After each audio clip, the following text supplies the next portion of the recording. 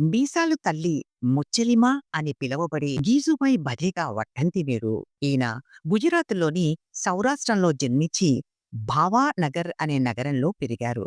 1907లో పని కోసం తూర్పు ఆఫ్రికాకు, తరువాత ముంబైకి వెళ్లారు. భారతదేశానికి మాంటెసోరీ పద్ధతులను పరిచయం చేయడంలో సహాయపడిన విద్యావేత్త, స్ఫూర్తిదాయక ఉపాధ్యాయుడు గీజుబాయి బధేకా. 1913లో తన కొడుకు పుట్టిన తర్వాత ఆయన బాల్యాభివృద్ధి మరియు విద్యపై ఆసక్తిని పెంచుకున్నారు. 1920లో బధేకా బాల్ మందిర్ ప్రీ ప్రైమరీ స్కూళ్లను స్థాపించారు. ఈయన దినస్వప్నం అనే పగటికల రచనతో పాటు ఇంకా అనేక రచనలు చేశారు. ఉపాధ్యాయుని పాత్ర పిల్లలలో దాగి ఉన్న అంతర్లీన అభివృద్ధి శక్తులను విప్పడంలో మాత్రమే సహాయపడుతుందని, విద్య యొక్క నిజమైన ఉద్దేశం విద్యను అందిస్తున్న పిల్లలను అర్థం చేసుకునే ఉపాధ్యాయుడు ఉండడమే అని భావించారు గీజుబాయి బధేకా.